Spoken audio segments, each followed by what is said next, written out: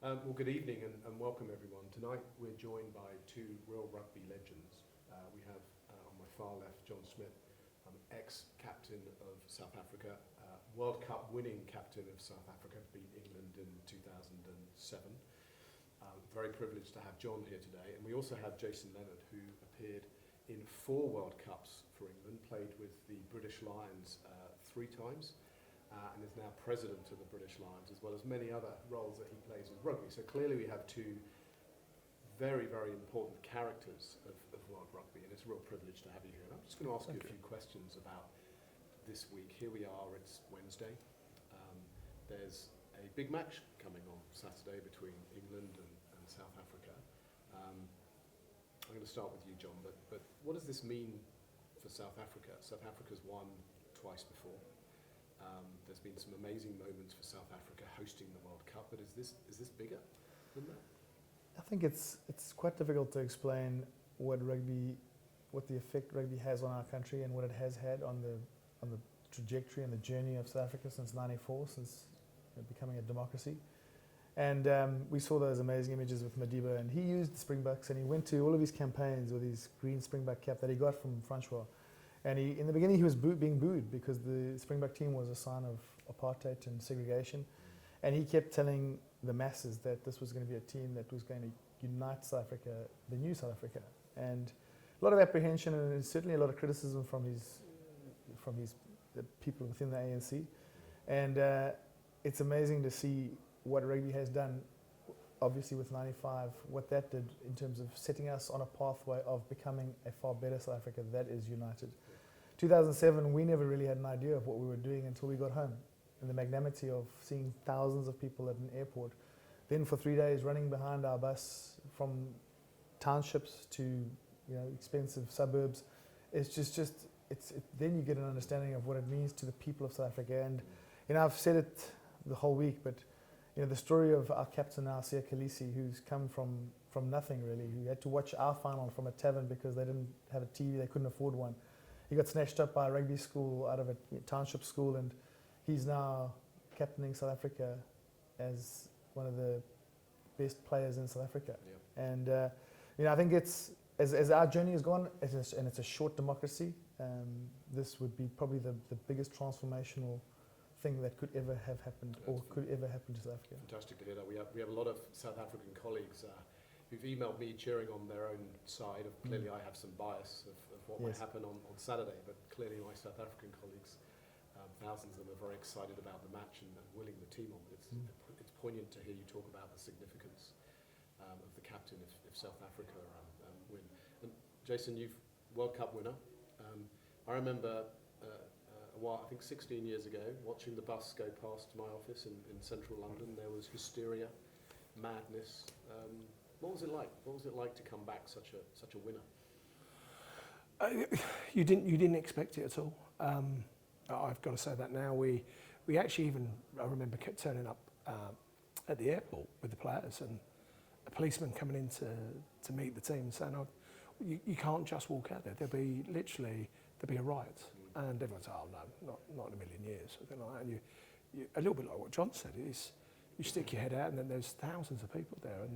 And then when we was leaving the airport, there was people that had turned up because it was very early hours of the morning when we landed, and they couldn't get into the airport because of the traffic. So they just left their car there. And there was cars with their doors open where people have just got out and run into the actual terminal. So and then the parade and everything like that. So it was surreal. It was really surreal in that aspect, but a huge honour in that aspect, because and we had some lows before that World Cup as well. We lost big games, so that group of players were a very tight group, not only through the rugby side of it, but a number of the players had personal tragedies as well. So it was a very tight group. So to win that with your friends, with your mates, was a very powerful thing for the players. You've probably spoken to the English team this week. It's Wednesday, the match is on Thursday. Have you given them any advice? Have you sat them down to... It's a tough one, really, because, and I'm sure, John, it's not the same. You can give some advice, but it's not like for like in that aspect. So my big thing would be to try and enjoy it. That's the whole thing about it. And we sort of say World Cup final, but then you think, if you dig too deep into that, you think, well, there's how many thousands in the stadium watching, and then you think about the millions around the world, and you're just putting more and more pressure on yourself. So you've got to try and somehow cope with that pressure. So you are trying to say, look, just enjoy it. It's a once in a lifetime. If you're lucky to have been in a couple of finals, or you've won a couple of World Cups, you can look back at other World Cups, but this might be your one and only chance to win a World Cup final. So go out and enjoy it, make the most of it. Yeah, it's incredible to hear in Japan, and when Japan were playing, I think Scotland, there were 50 million, half the country Wow. was watching the team. It's incredible support and energy and enthusiasm for the game. You talked earlier about the ethos of rugby. There are some principles. It's a global game, but there's some cultural principles that stand. Could you just share a few of those? Because it is different. It's quite unique in that respect. I've got to say this. I think, a true team sport, that we have discipline, we have respect, and that's not only within your own team, but that's with the opposition. John and I are great mates, and we have been for a number of years, but you make sure you make time for your opposite number. You go see them. The way the referee is treated within a game, the respect that goes on there, I think it's wonderful when you see this 6'8" giant of a rugby player being spoken to by a 5-foot referee, and this rugby player is sort of, yes sir, no sir, don't worry sir, that won't happen again sir, and stuff like that. The respect that brings, and that runs throughout our game, and whether it's in England or South Africa, it's those values that make our game very, very special. Do you think rugby's big now? This is the 9th World Cup. We saw the data earlier. Potentially brings 2 billion impact to the Japan GDP. It's money in this business now. Is that changing some of those ethics? Is it a good thing or a bad thing? I think it is changing the game, but I think that there are certain fundamentals that make rugby a unique sport. I think Jason and I in particular are very biased because we weren't really going to make it in cricket or football, to be fair. But rugby is unique on a couple of levels, and I think the thing that's important to me, I've got a boy. My son is 11 years old, and when he was 8 or 9, he sort of played a year or two of rugby. It wasn't his thing, and he wanted to stop. So I said, Tyron, playing rugby is not about making the 18. Playing rugby is about learning life's lessons and understanding fundamental core values. And he's 8, 9 years old. He doesn't even know what either words mean, And he said, what do you mean? So I said, well, rugby teaches you about being part of a team. It teaches you about respect, how to work hard, and how to put your own personal ambition behind others. And that sits in our code of conduct for a Springbok. When you get initiated into the Springbok family, you have to, those are the two of the lines. Put your own ambitions behind that of the teams. And that, I think, is what makes rugby so unique. And it will become more professional. We'll seeing the numbers that are the eyeballs on TVs. That's all good. The generating of funds is massive because it's going to grow the game. Yeah. But I think that the one thing we'll always hold on to, and we should always hold on to, are the traditional values of what rugby stands for. Yeah, no, it's really interesting to hear that. And, bringing that back to business for a moment, that ethos of it's the team, it's not the individual, it's the joint win.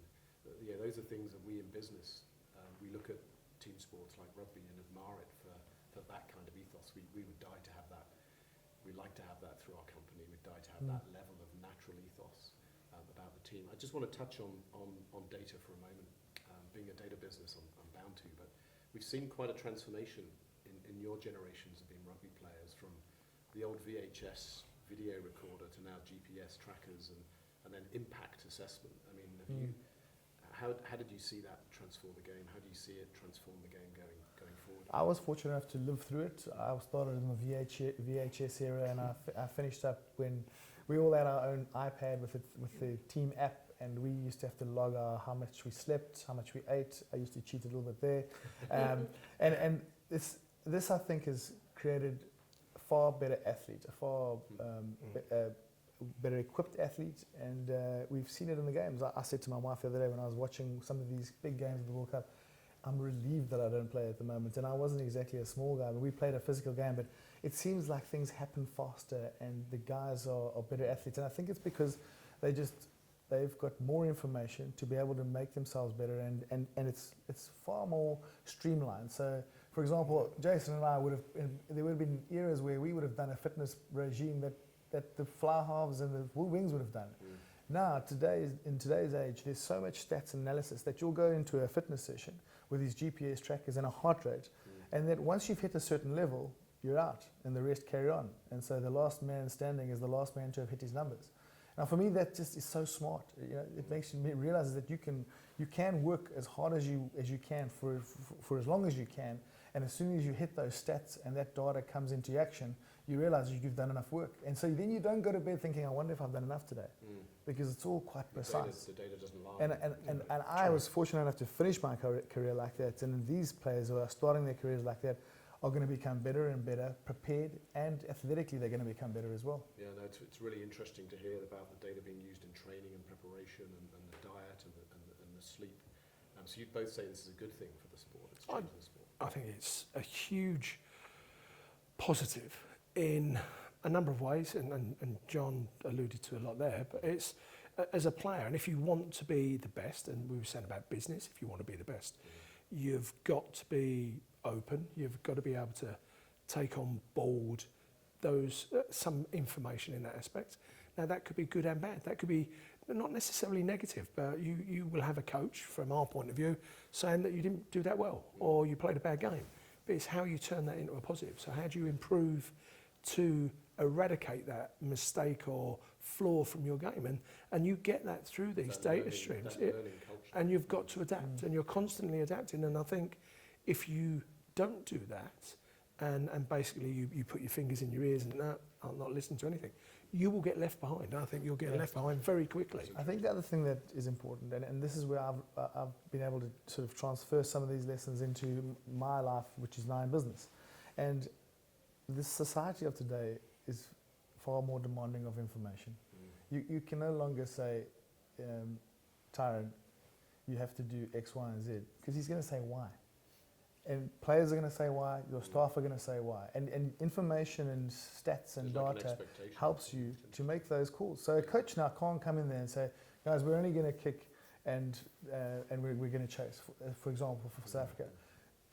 7 guys will put their hands up and say, well, why? Okay, well, this is why, because I've done the stats over the last 3 World Cups, and these are the stats that count the most at World Cups.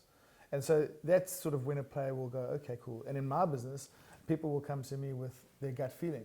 And I've got to say, well, it's one thing to have a gut feeling, but we need something to back that up. So as a coach, as a manager, we're having an expectation to justify through the data Absolutely. why to go in a certain All of us as leaders within rugby teams and business, we have to lead, but we have to lead through information. Fascinating. Now, big match, of course, on Saturday. I'm not going to ask for predictions because I think there's plenty of people giving future views of what might happen. But I'll just ask you very quickly, what is the characteristic of the team that will win? What will they do between now and Wednesday that's the best? How will they prepare themselves to win for that match? It's a tough one. I think physically, there's not much they can do within a week really to turn anything around. They'll do less sometimes in this final part of a tournament like the World Cup. Less is more. I think they'll most probably focus a lot more on the game and a little bit, as John said, with that data that comes in, again, concentrating on England's game or South Africa's game and assessing that. And I think to a certain degree, it's like anything else. With this, you're in a final. So you've got to go out and take that on board. So don't leave anything behind. And I think knowing both sides, the one thing you'll see about this final, and whoever wins, England or South Africa, they won't leave anything on the... It will literally be all or nothing. They will give everything for this game. It's a week where they'll have to steer away from the grey world of perception and have to stick to focusing on what's gotten them there and on what they want to do. The team that will come out the best is the team that has 100% belief in their plan for that day and executes it with the least amount of errors. And that's really the focus for the weekend. Well, fantastic, both of you. I think there's some real lessons for us about preparation, learning, not leaving anything behind, preparing for winning in that 80 minutes that's going to happen in the match. But thank you both, Jason and John, and we're going to have an exciting match on Saturday, that's for sure. Thank you very much. May the best team win. Thank you. Definitely.